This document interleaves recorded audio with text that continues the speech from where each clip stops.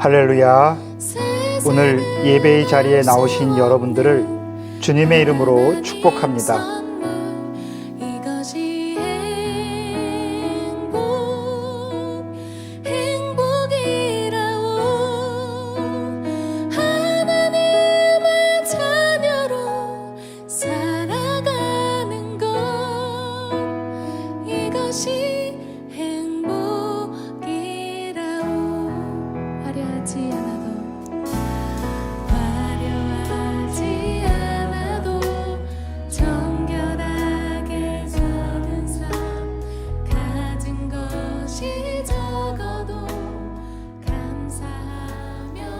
우리 함께 사도신경으로 우리의 신앙을 고백하겠습니다. 나는 전능하신 아버지 하나님, 천지의 창조주를 믿습니다. 나는 그의 유일하신 아들, 우리 주 예수 그리스도를 믿습니다. 그는 성령으로 잉태되어 동정녀 마리아에게서 나시고 본디오 빌라도에게 고난을 받아 십자가에 못 박혀 죽으시고 장사된 지 사흘 만에 죽은 자 가운데서 다시 살아나셨으며 하늘에 오르시어 전능하신 아버지 하나님 우편에 앉아 계시다가 거기로부터 살아있는 자와 죽은 자를 심판하러 오십니다. 나는 성령을 믿으며 거룩한 공교회와 성도의 교제와 죄를 용서받는 것과 몸의 부활과 영생을 믿습니다. 아멘.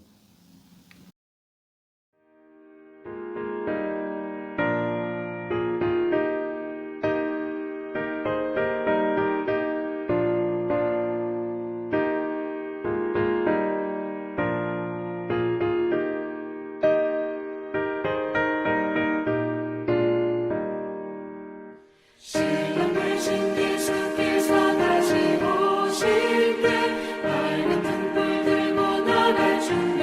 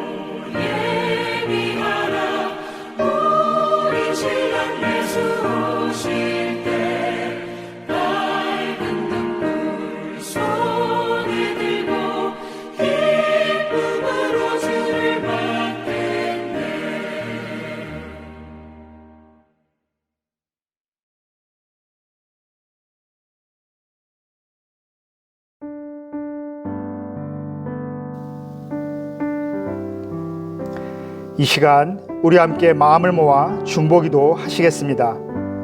첫 번째, 코로나 바이러스의 확산이 감소되고 무엇보다 각지에서 개발되고 있는 백신의 안정성이 확보될 수 있도록 기도하겠습니다. 또한 이후에 보급되는 모든 과정 가운데 소외되는 인원이 없고 원활히 잘 공급될 수 있도록 기도하시겠습니다. 두 번째로 모든 의료진들과 봉사자분들이 안전하고 건강하게 그 일을 잘 감당하며 무엇보다 그분들이 감당하는 의료 환경이 사회적으로 잘 보장될 수 있도록 기도하겠습니다. 세 번째, 생계의 어려움으로 낙심하는 우리의 이웃들이 새로운 삶의 소망을 품을 수 있도록 중보하시겠습니다. 네 번째, 우리 뉴델리 한인교회 올해의 표어를 되새기시면서 우리 모두가 참 마음과 온전한 믿음으로 하나님과 더욱 친밀해질 수 있도록 기도하겠습니다. 마지막으로 우리가 살아가고 있는 이 땅 인도의 영혼 구원과 복음화를 위해서 한 마음으로 기도하겠습니다. 우리 함께 기도합니다.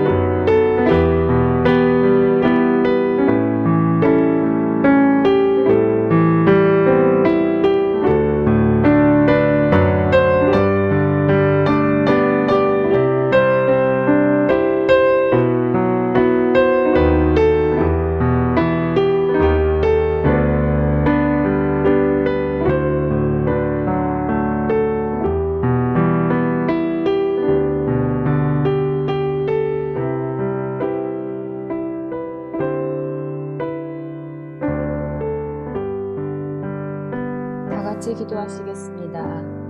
하나님 아버지, 오늘도 함께 예배하게 하시니 감사와 찬양을 올려드립니다. 지난 한 주도 우리의 나태하고 게으른 신앙을, 또한 우리 삶 가운데 하나님보다 먼저 세상의 것에 우선순위를 두고 있는 모습을 다시 한번 되돌아보며 회개합니다. 우리의 연약함에 매일 넘어지고 실수할 수밖에 없는 우리의 모습을 고백하오니 성령님, 저희를 일으켜 세워주시고 저희의 중보자가 되어 주시옵소서. 저희를 조건 없이 사랑하여 주시고 은혜 주심에 순간순간 감사하지 않을 수가 없습니다. 이 조건 없는 사랑을 늘 묵상하게 하셔서 저희도 먼저 사랑하게 하시고 먼저 이해하고 포용하며 살아갈 수 있는 참 그리스도인이 되게 하여 주시옵소서. 벌써 3월을 지나 더운 여름 날씨가 시작되고 있습니다. 계절은 계속 바뀌어가고 있지만 코로나의 상황은 여전히 우리의 곁에 가까이 있습니다. 코로나와 더워지는 날씨로 인해 몸과 마음이 지쳐가지 않을 수 있도록 우리 모두가 건강관리를 잘 할 수 있도록 도와주시길 기도합니다. 남편들의 회사 업무도 점점 범위가 넓어져서 출장을 가거나 업무상 여러 사람을 만나는 경우가 많고 아이들 또한 일주일에 3번 정도 학교를 나가고 있습니다. 주님이 이 모든 상황 가운데 늘 보호하여 주시어서 각자의 자리에서 건강한 가운데 자신의 일들을 잘 감당하며 살아갈 수 있도록 도와주시길 기도드립니다. 전 세계가 점차적으로 백신 접종을 시작하고 있사오니 약의 부작용이 없게 하시고 안정적으로 백신이 공급될 수 있도록 도와주시옵소서. 다들 예전의 일상으로 돌아가기 위해 기도로 준비하며 계획하고 있는 것들이 있습니다. 우리 교회도 설날 모임을 시작으로 여성교회는 각 셀 모임을 통해 은혜를 나누고 있습니다. 이런 시간이 얼마나 소중하고 감사한 것인지 살아가는 동안 잊지 않게 하여 주시옵소서. 또한 저희 교회는 3월 22일 대면 예배를 시작하려고 준비 중에 있습니다. 온 성도가 기도로 준비하게 하시고 주님의 뜻 가운데 그 길을 열어주시길 간절히 기도합니다.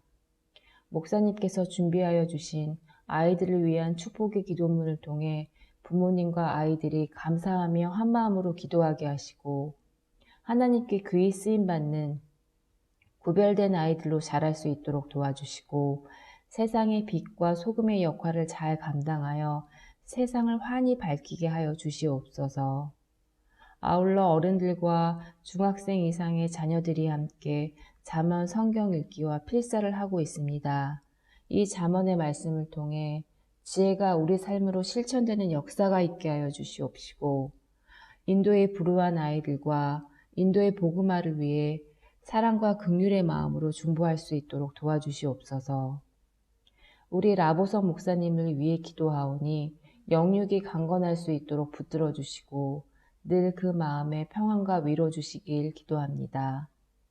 오늘 목사님을 통해 주시는 설교 말씀을 통해 다들 은혜 받게 하시고 순종의 마음 주시길 소망하며 이 모든 말씀 예수님의 이름으로 기도드렸습니다. 아멘.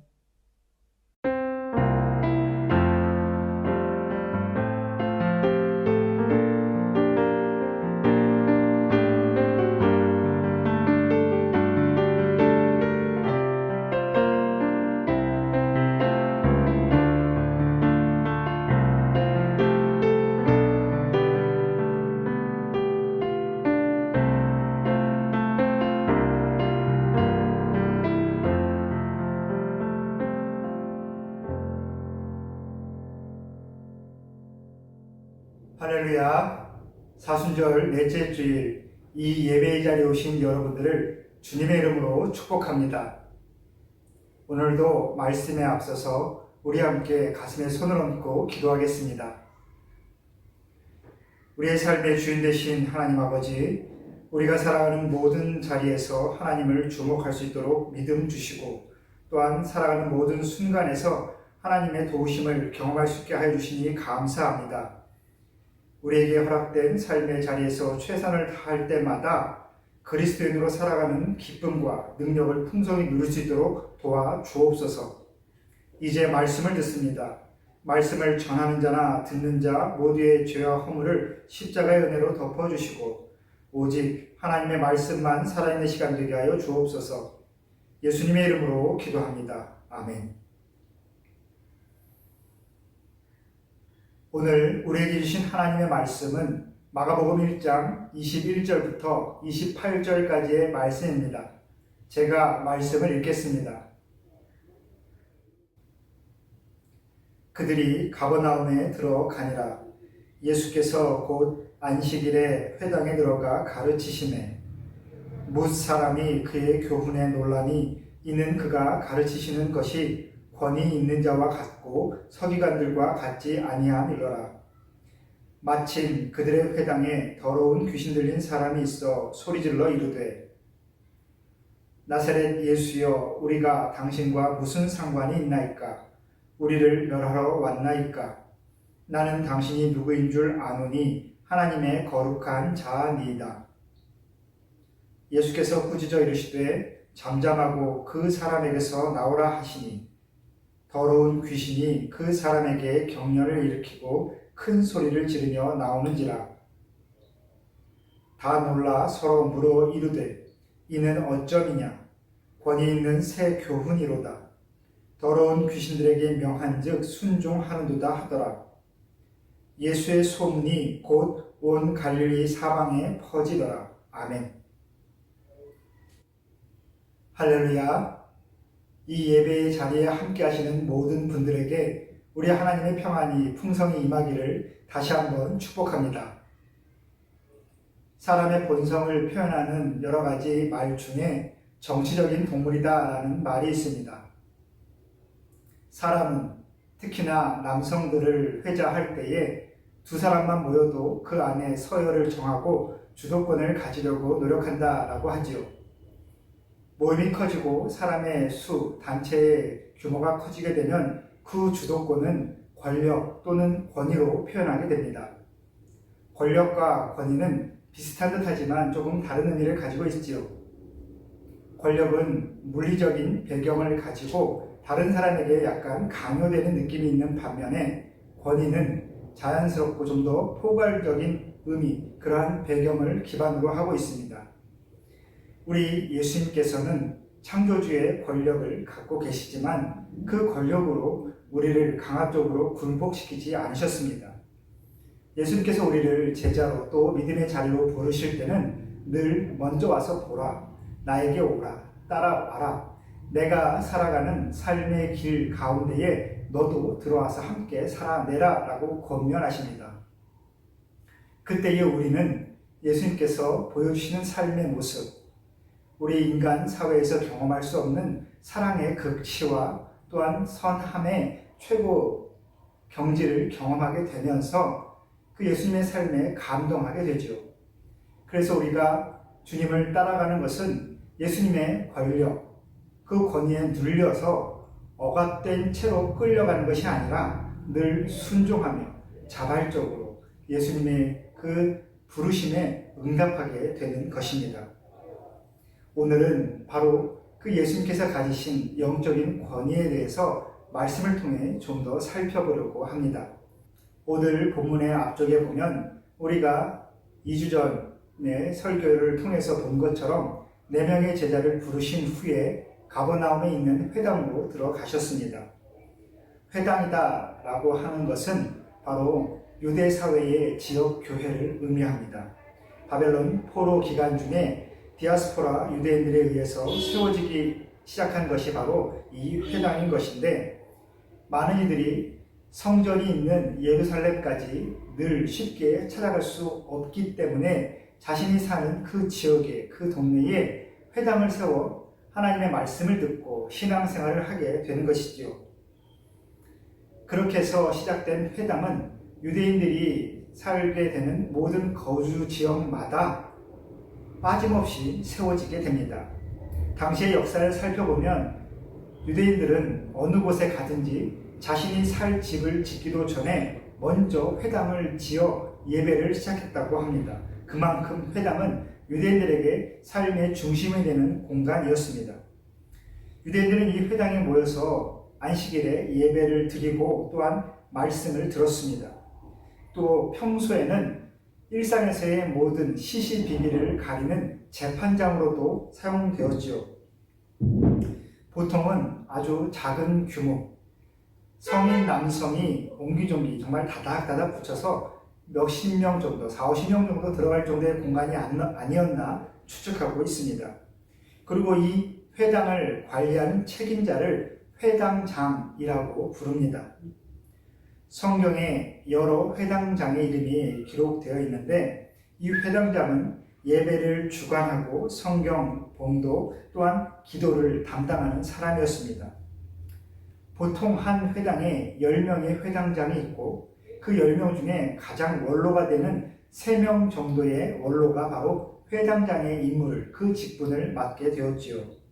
그리고 이 회당에는 이 회당장 이외에 아주 중요한 역할을 한 직분이 한 부분 더 있었습니다. 그것이 바로 오늘 본문에 언급되는 서기관이라는 직분이었습니다. 구약 성경에서는 레위지파 출신으로 이루어진 바로 소페림, 그 책을 쓰는 자, 글을 기록하는 자, 성경 말씀을 기록하는 자라는 그 단어인 소페림이라고 해서 주로 율법을 필사하는 역할을 했었지요. 여러분들도 요즘에 성경 필사를 하고 계시지 않습니까? 지난주부터 우리 교회도 성경을 필사하고 있는데, 바로 여러분은 이제 사순절 기간 동안 또 사순절을 지나면서 이 소페림의 그 역할, 직분을 감당하는 것입니다.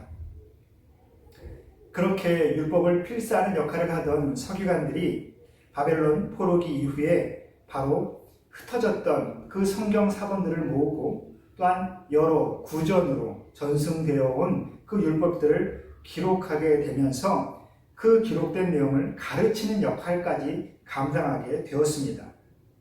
우리가 잘 알고 있는 학사 에스라가 바로 이 서기관의 직분을 감당했던 사람이었습니다. 바로 에스라가 이 신약에 있는 서기관들의 시조라고 볼 수 있죠. 단순히 필사하는 역할만이 아니라 말씀을 낭독하고 말씀을 풀어주는 역할까지 감당하게 된 것입니다. 이렇게 말씀을 해석하고 또 사람들에게 가르치는 역할을 감당하게 되면서 서기관들은 바로 지도자의 위치까지 모르게 되는 것입니다. 왜냐하면 성경을 해석한다라는 것은 하나님의 의지, 하나님의 뜻을 대변한다라는 것을 의미하는 것이고, 그러한 직분을 이 유대 사회 안에서 굉장히 영적인 권위를 가진 것으로 인정했기 때문에 서기관들은 종교적인 면에서 또 일상적인 면에서 굉장히 많은 사람들의 존경을 받게 되었습니다. 그래서 우리가 신약 성경에서 많이 보게 되는 랍비라는 단어도 있는데, 이 랍비가 바로 서기관들을 의미하는 단어입니다. 랍비라는 단어는 그 의미는 나의 높은 자, 나의 머리 위에 있는 자라는 뜻입니다. 그렇기 때문에 이 서기관들은 회당에서 절대적인 권위를 가지고 있었습니다. 설교단에서 말씀을 선포했고 또 말씀으로 백성들에게 삶의 질서를 가르쳤습니다. 그래서 회당 맨 앞줄에는 서기관들만 앉는 자리가 항상 비워져 있었고, 서기관이 회당에 들어오게 되면 그 회중석에 앉아있던 모든 백성들이 다 자리에서 일어나서 서기관을 맞이했다라고 하지요. 그리고 이 회당에서 일상에서의 그 재판도 함께 했었는데, 서기관들은 이 재판관의 일원으로 각 지역사회에 아주 중요한 역할을 했습니다. 이런 지방 회당의 서기관들은 또한 유대인들의 최고 의결 기구인 산헤드린 공회의 공회원으로서 활동하면서 명실상부한 최고 지도자 층에 앉아 있었지요. 이러한 서기관들, 회당장들이 가득한 중심이 되는 그 회당에 예수님께서 사역을 시작하시는 그 출발, 그 시작점에 바로 이 회당에 들어가시고 있는 것입니다. 그리고 그곳에서 지금 말씀을 선포하고 계십니다. 오늘 본문에서 가장 중요한 단어, 한 단어를 꼽자라고 하면 바로 권위, 권세라는 단어입니다. 사람들은 회당에서 말씀하시는 지금 예수님을 보면서 왠지 모를 지도자의 다른 이미지를 경험하고 있습니다. 그 다름에 대한 인식을 오늘 말씀에는 기존의 말씀을 전하던 서기관들의 권위와 뭔가 다른 권위를 지금 우리에게 보여주고 있다 라고 그렇게 표현하고 있는 것이죠. 그러면서 그 영적인 예수님의 권위가 그 안에 있는 악한 영, 귀신까지도 압도하고 있는 것을 오늘 우리가 말씀을 통해 보고 있습니다. 제자들을 말씀으로 부르시고 그 제자들의 마음, 그 영을 사로잡아서 예수님의 그 삶 가운데 들어오게 하셨던 그 예수님의 말씀의 권위가 지금 안식일에 유대인들이 하나님을 예배하는 바로 그 회당에서 다시 한번 강력하게 임재하고 있는 장면입니다. 예수님께서 하나님 나라의 왕이시며 또한 안식일의 주인이시고 회당, 믿는 사람들의 하나님을 바라보고 예배하는 그곳의 주인이심을 지금 예수님께서는 사역의 제일 처음에 우리에게 그 진면목을 보여주고 계시는 장면이다라는 것입니다. 우리 예수님께서는 하나님의 말씀 그 자체이신 것이지요. 바로 그 주인의 권세, 권위가 오늘 이 본문의 주제입니다. 그래서 오늘 본문을 읽으시면서 단순히 주님의 어떠한 그 이적과 같은 능력에 우리가 주목하면서 이것이 정말 우리에게 강력하게 시사하시고자 하시는 하나님의 뜻이다라고 오해하면 사실 이 본문을 우리는 잘못 받아들이고 있는 것입니다. 지금 주님은 회당에서 주인 노릇하는 모든 것들을 지금 압도하고 계시는 것, 바로 그 사실을 우리가 지금 알아야 합니다. 하나님의 말씀이 선포되어지는 교회에서 주인은 오직 하나님 한 분이십니다. 말씀을 전하는 자도 아니고 세상적으로 성공한 사람도 아니고 물리적인 권세의 배경을 가진 자도 아닌 또 어떠한 초자연적인 이적을 행하거나 인간의 능력을 넘어서는 것처럼 보이는 어떠한 귀신의 역사까지도 하나님의 교회에서는 주인이 아닌 것입니다. 오늘 이 장면을 보면서 우리는 하나님께서 우리에게 바라보라라고 우리에게 진정으로 주목하라고 하신 것이 무엇인지 우리가 보고 따라야 되는 그 권위가 무엇인지를 지금 확실하게 깨달아야 될 것입니다. 오늘 본문 보시면 사실 회당에서 서기관이 아닌 다른 일반 유대인이 말씀을 전한다라는 것은 정말 있을 수 없는 일인다라는 것을 우리가 먼저 짚어내야 하지요. 어떻게 보면 굉장히 비정상적인 상황입니다. 그런데 오늘 본문은 그 일의 배경과 어떠한 진행에 대해서 전혀 설명하고 있지 않습니다. 다만 주님이 그곳에서 말씀으로 그 하나님의 권위를 본인이 받으신 그 영적인 권위를 드러내고 계신다라는 것만 우리에게 말해주고 있습니다. 우리 주님이 가지신 권위는 서기관처럼 사람에게서 온 것이 아니라 회당장처럼 물리적인 배경에서 온 것이 아니라 하나님께로부터 온 것임을 우리에게 가르쳐주고 계시는 것입니다. 24절에 보시면 귀신이 인정하는 것처럼 우리 예수님께서는 하나님의 거룩한 자로서 하나님의 권위, 영적인 권위를 가지고 계신 것이죠. 참 주인의 권세가 지금껏 사람의 행위, 사람의 꾸며진 모습으로 표현되어 왔었던 그 회당에서 진정으로 하나님의 거룩함에서 나오는 그 영적인 권위가 지금 그 유대인들에게 오늘날 우리에게 말씀을 통해서 보여주고 있는 것입니다. 그래서 마가복음은 예수님을 영적인 권위의 시작, 진정한 주인으로 예수님을 우리에게 표현하고 있는 것이죠. 이처럼 예수 그리스도의 임재는 세상의 모든 거짓된 그 권위, 권력, 권세들의 실체를 다 드러나게 하십니다. 이사야서 40장 4절 말씀 보시면 산마다 언덕마다 낮아지며 고르지 아니한 곳이 평탄하게 되며 험한 곳이 평지가 되는 것이 바로 메시아의 역사다라고 우리에게 가르쳐 주었습니다. 마찬가지로 그리스도의 영이신 거룩한 영, 성령께서 우리의 삶에 임재하실 때에 숨어서 주인 행세하던 더럽고 추악한 그 영들이 하나님의 거룩한 빛 가운데 다 실체가 드러나서 다 사라지게 되고 온전히 주의 순전한 것만 우리 안에 남게 되는 것이죠. 바로 우리의 삶이 변화되고 또 우리가 하나님의 말씀의 권세를 누리게 되는 그 시작이 바로 이렇게 시작되는 것입니다. 하나님의 말씀 앞에 우리가 그동안 눌러왔었던, 우리가 감춰왔었던, 아니 우리가 인식하지도 못했던 더럽고 추악한 모든 부정적이고 있어서는 안 될 모든 것들이 다 그 실체를 드러내고 하나님과 함께 있을 수 없기 때문에 다 내게서 떠나가 버리는 것, 그것이 바로 말씀을 통해 우리 안에 주님의 영적인 권위가 임하는 것이고 우리가 그 영적인 권위를 누리게 되는 순간인 것입니다. 여러분, 오늘 본문을 통해서도 확실하게 보지만 하나님의 진정한 권위를 인정하고 알아차린 존재가 무엇입니까? 평소에 늘 말씀을 가르치며 말씀을 기록해왔던 서기관들입니까? 아니면 대대로 종교 지도자의 그 배경을 가지고 있는 회당장들이었습니까? 아니면 매주일 회당에서 말씀을 듣던 신앙생활을 그래도 끊임없이 해왔던 유대인들이었습니까?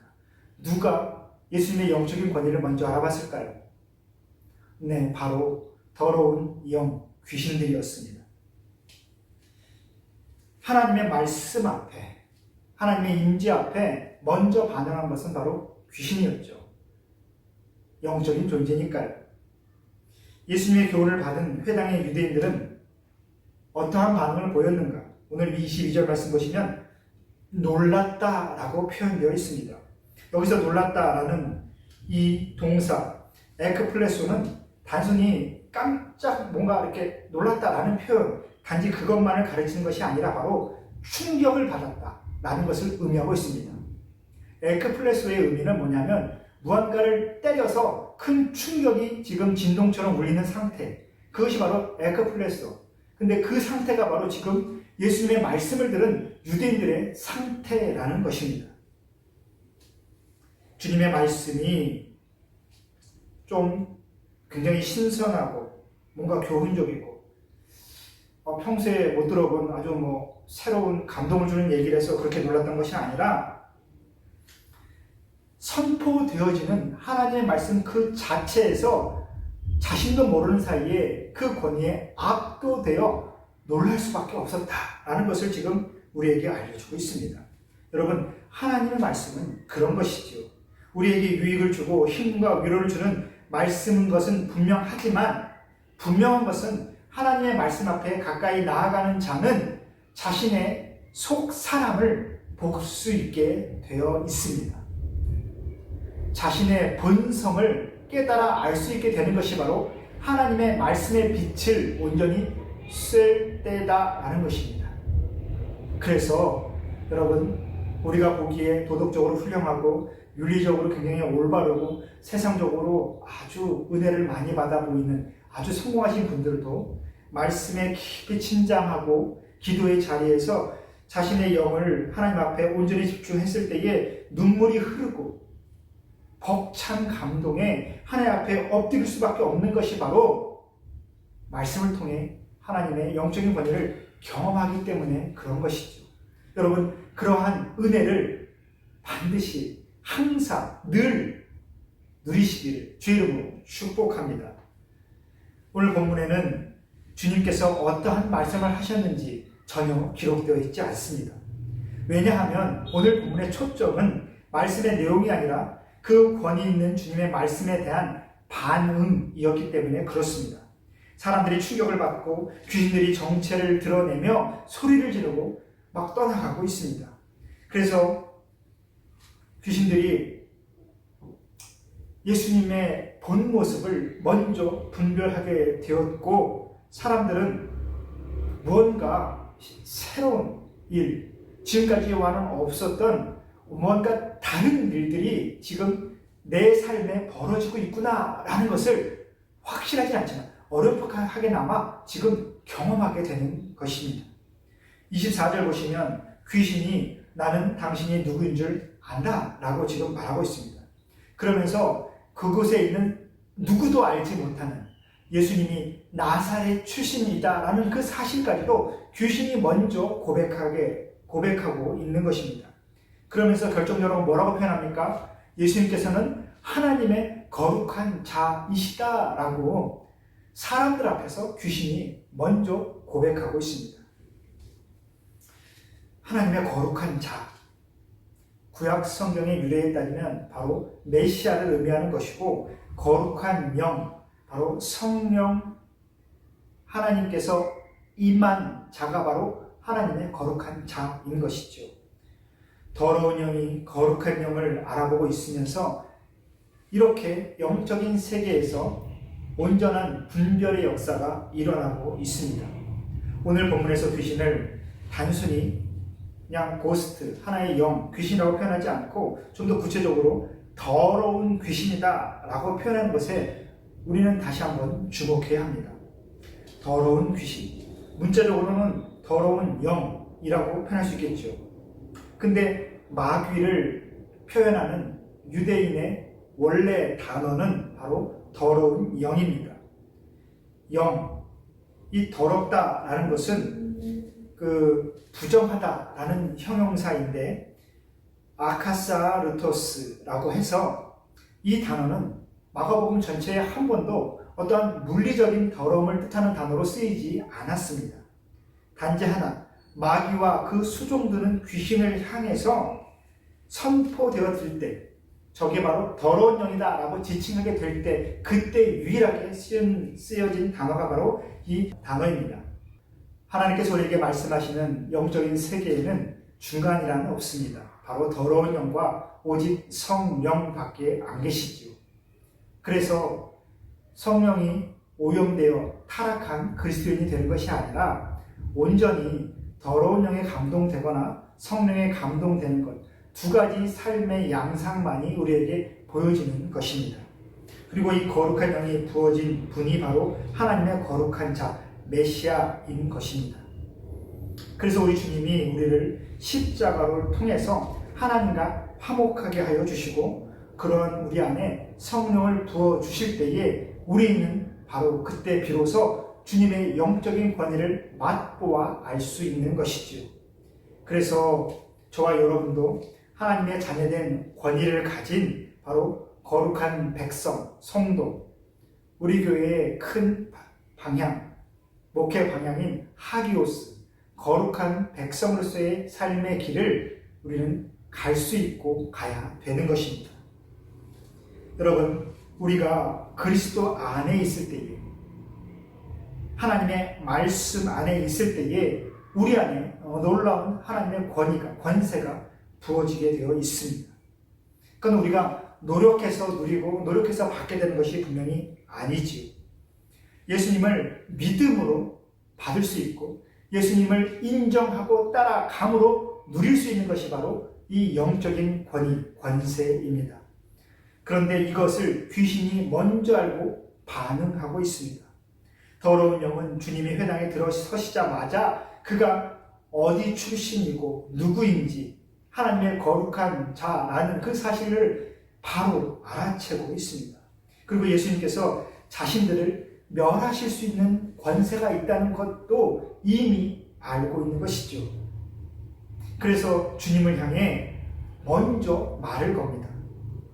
우리는 당신이 누구인지 다 알고 있습니다. 그런데 당신과 내가 무슨 상관이 있습니까? 당신과 내가 바라보는 세상, 당신과 내가 활동하는 세계는 다르지 않습니까? 우리는 우리 나름의 세계가 있지 않습니까? 라고 예수님 앞에 먼저 선을 그어버리는 것이죠. 내가 당신의 존재, 당신의 역할, 당신이 왜 이곳에 왔는지, 무엇을 하는지 다 알고 있는데 당신께서 하실 일을 하십시오. 우리는 우리 나름의 일을 지금처럼 이렇게 쭉 할 것입니다. 라고 먼저 예수님께 선을 긋고 바로 타협을 하려고 귀신이 먼저 반응한다라는 것입니다. 그때에 예수님께서 뭐라고 말씀하실까요? 야, 너 참 똑똑하다. 너 정말 잘 분별한다. 라고 그렇게 말씀하시지 않고 딱 한마디 하십니다. 꾸짖으시고 잠잠하라. 여기서 잠잠하다라는 것은 짐승의 입에 재갈을 씌운다라는 하나의 속어 같은 그러한 일상 용어 같은 말입니다. 그래서 입 다물어 라고 말씀하시는 거죠. 잠잠하라, 입 다물어. 그리고 그 사람에게서 나와라 라고 바로 선포하십니다. 그러자 더러운 귀신이 그 사람으로부터 발작을 일으키면서 억지로 끌려나가 쫓겨나게 되는 것이죠. 주님께서 임재하셨을 때에 귀신은 주님을 알아봤지만 처음부터 그 사람에게서 나오지 않았습니다. 무슨 말이냐? 우리 안에 더러운 본성이 있고 추악한 본성이 있고 죄악된 심성이 있는데 우리가 주님의 말씀을 받아들였다고 해서 주님을 맞닥뜨렸다고 해서 주님을 경험했다고 해서 내 안에 있던 그 모든 더러운 영이 하나님의 것이 아닌 것들이 바로 나가는 것이 아니라는 것입니다. 귀신은 우리의 생각보다 더 강력하고 우리를 더 힘껏 붙잡고 있으며 우리를 끝까지 놓지 않으려고 우리에게서 나가지 않으려고 그렇게 발버둥치고 있는 것입니다. 예수님께서 꾸짖지 아니하시면 예수님께서 나가라 라고 명령하지 아니하시면 그때까지 눈치를 보면서 버티는 것이 바로 이 더러운 영, 추악한 영입니다. 우리가 당신과 무슨 상관이 있나이까? 서로 상관하지 맙시다. 여러분, 이 귀신의 대답, 이 대답이 사실 저와 여러분의 삶 가운데 늘상 격동되는 이야기가 아닌가 한번 생각해 보기를 원합니다. 우리도 그러한 마음 품고 있지는 않습니까? 주님께서 하나님의 아들이시고 메시아시고 이 땅의 주인이신 것을 저도 알고 있습니다. 근데 당신과 제가 무슨 상관이 있습니까? 원하건대 나를 더 이상 괴롭게 하지 말아 주옵소서. 그러한 고백이 우리 안에도 울려 퍼지고 있지는 않을까 싶습니다. 우리가 예수님을 믿는다, 교회를 다닌다, 말씀을 경험했다라고 이야기하면서 여전히 내 안에 더러운 것들이 가득하고 순간순간 일상에서의 타협을 끊임없이 하면서 하나님의 말씀에, 그 은혜의 교회에, 예배의 자리에 온전히 나아가고 있지 않다라는 생각이 말씀을 묵상하면서 계속해서 상기되었습니다. 주님, 제가 그래도 꼬박꼬박 예배 드리려고 노력하고 있지 않습니까? 헌금도 하고 그 봉사도 하고 교회 행사 있을 때 참여도 내가 하고 이 정도 내가 신앙생활 하는데 너무 깊이는 좀 들어오지 말아주십시오. 내 일상에 방해가 되고 내 삶에 자꾸만 흔들림이 있으니까 주님 요만큼만, 요 정도는 주님과 상관없지 않습니까? 그냥 지금까지 살아온 내 갈 길 그냥 갈 수 있게 주님 우리 요 정도까지만 관계를 맺고 함께 끝까지 갔으면 좋겠습니다. 이러한 마음이 저와 여러분 안에 정말 없다라고 그렇게 자신할 수 있을까요?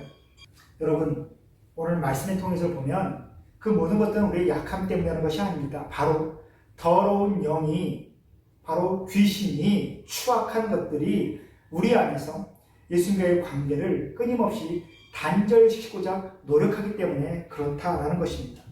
그렇기 때문에 우리는 예수님처럼 하나님의 말씀으로 선포하여 내보내야 되는 것이죠.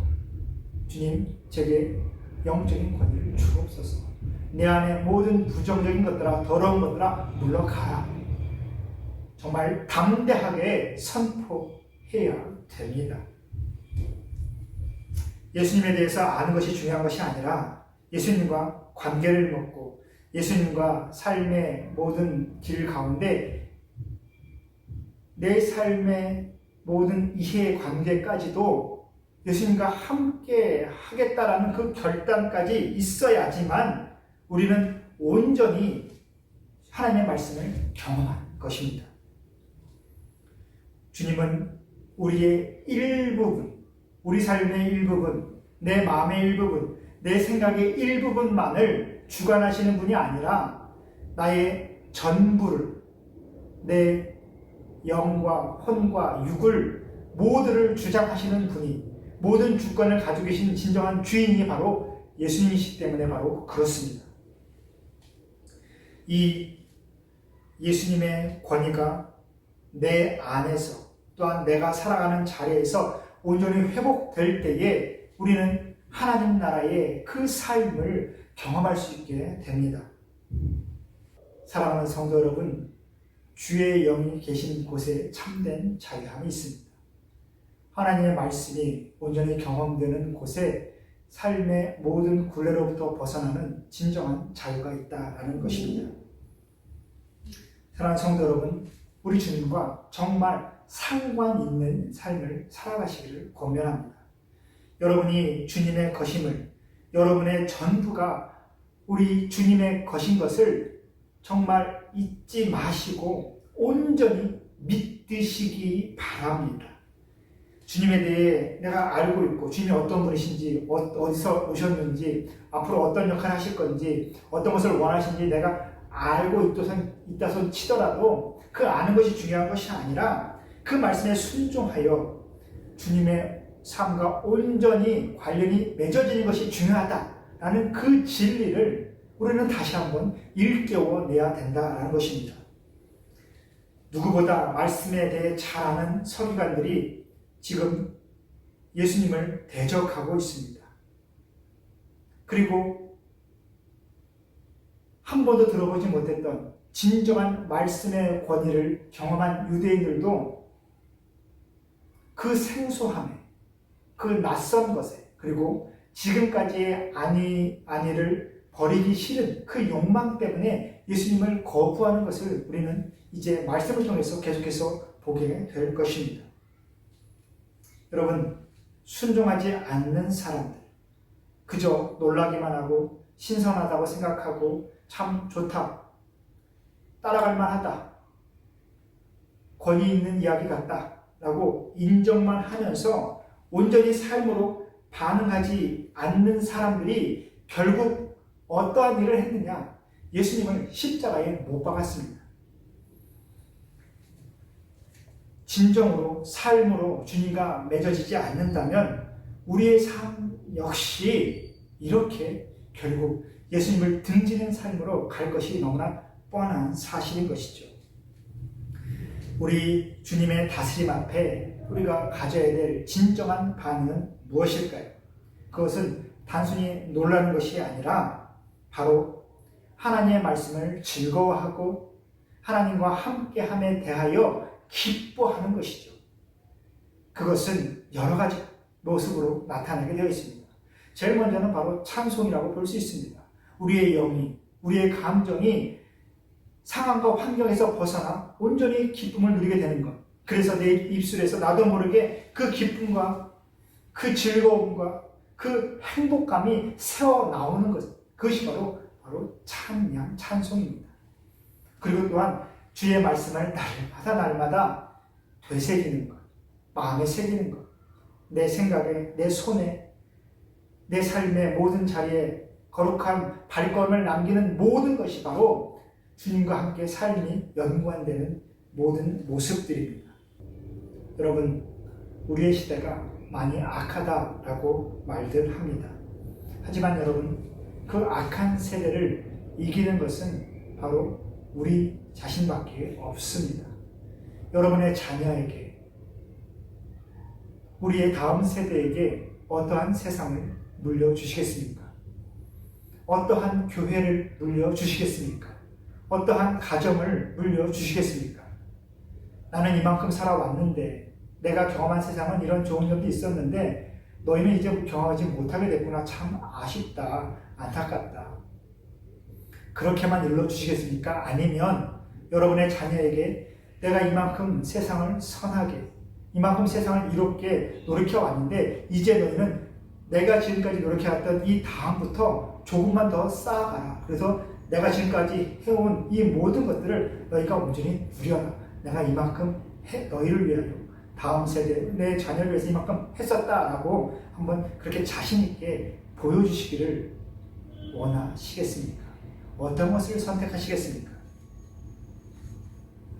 여러분, 제자들을 부르셔서 나를 따라오라 라고 말씀하셨던 주님께서 그 제자들을 가버나움 회당으로 인도해 가셔서 진정한 하나님의 권위가 이 땅에 어떻게 펼쳐지는지를 보여주시는 것처럼 여러분도 여러분의 자녀에게, 또한 여러분이 계시는 모든 모임의 자리에서 하나님의 말씀이 가지는 권위를, 그리스도인이 가지는 권위를 보여주시기를 바랍니다. 지난주부터 우리 교회에 함께 말씀을 필사하고 있습니다. 참 예쁜 디자인 아닙니까? 단순히 책의 디자인도 디자인이지만 좀 재미있게 그 필사를 감당하시면서 하루하루 또 한 절 한 절 또 한 장 한 장 그 말씀을 직접 쓰시는 기쁨을 온전히 누리시기를 바랍니다. 눈으로 보고 손으로 기억하고 내 마음에 새겨 온 영이 감동하게 되는 그 말씀을 쓰는 그 기쁨을 한번 온전히 누리시기를 바랍니다. 또한 블레싱 타임이라고 해서 자녀를 위해서 기도하는 기도문을 매일 보내드리고 있습니다. 다른 것이 아니라 자녀의 머리에 손을 얹고 날마다 부모로서 축복하는 겁니다. 하나님께서 부모에게 자녀를 축복하는 영적인 가장의 권위를 다 주셨습니다. 그거는 엄마와 아빠, 남성과 여성의 차이가 존재하지 않는 권위이지요. 그래서 여러분의 자녀, 또 여러분의 가정, 또 여러분의 직장, 여러분이 경험하는 모든 모임의 자리, 삶의 자리마다 하나님의 말씀이 온전히 새겨지고 그곳에 우리 주님께서 우리에게 진정으로 주고자 하시는 그 영적인 권위가 온전히 선포되어지기를 다시 한번 주의 이름으로 축복합니다. 이번 한 주도 그러한 권위를 온전히 누리시는 저와 여러분이 되기를 주의 이름으로 간절히 소망하며 여러분을 위해 한 주 동안 열심히 기도하겠습니다. 우리 함께 기도합시다.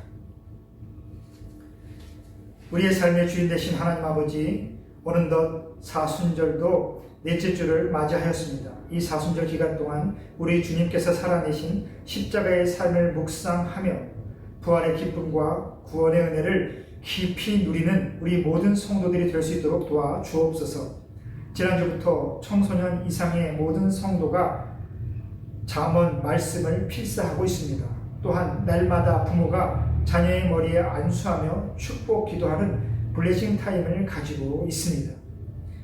우리에게 주어진 모든 삶의 시간 동안에 하나님의 함께 하심을 경험하면서 우리 주님의 거룩함을 닮아가도록 인도하여 주옵소서. 그리하여 모든 자리에서 하나님 나라의 영적인 권위를 발휘하는 우리 성도들이 되도록 인도하여 주옵소서. 또한 지난 1년여 동안 기다려왔던 대면 예배를 위해서 온 성도가 기도하고 있습니다. 주님, 주께서 예배하신 예배 장소를 허락하여 주시고 가장 선한 때를 우리에게 이끌어 주셔서 모든 것이 주님 앞에 영광이 되도록 함께하여 주옵소서. 예수님의 이름으로 기도합니다. 아멘.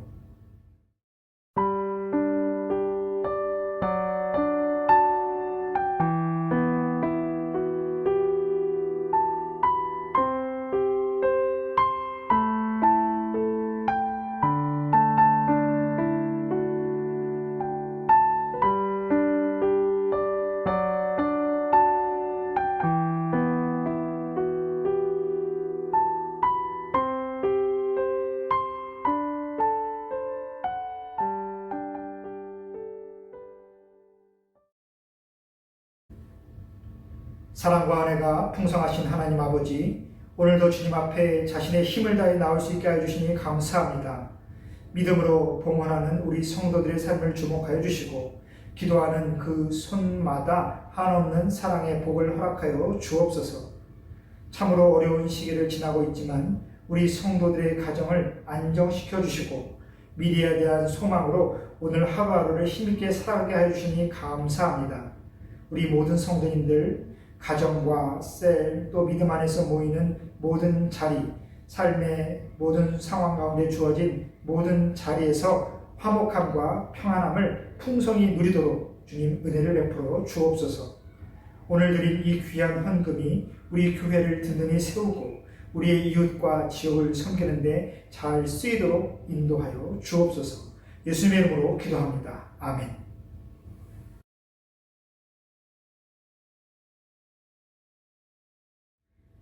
이제는 우리 주 예수 그리스도의 은혜와 하나님 아버지의 다함없는 사랑과 성령 하나님의 감동, 감화, 교통하심의 역사가 날마다 우리 주님의 거룩함을 닮아가며 그리스도인의 영적인 권위를 담대히 누리기로 결단하는 이 자리의 모든 성도들 위해, 그리고 우리 하나님의 긍휼하심이 아니면 단 한순간도 온전히 살아갈 수 없는 이 땅의 모든 영혼들과 그들을 섬기는 주의 종들 위해 지금부터 영원히 함께 하시기를 간절히 축원하옵나이다. 아멘.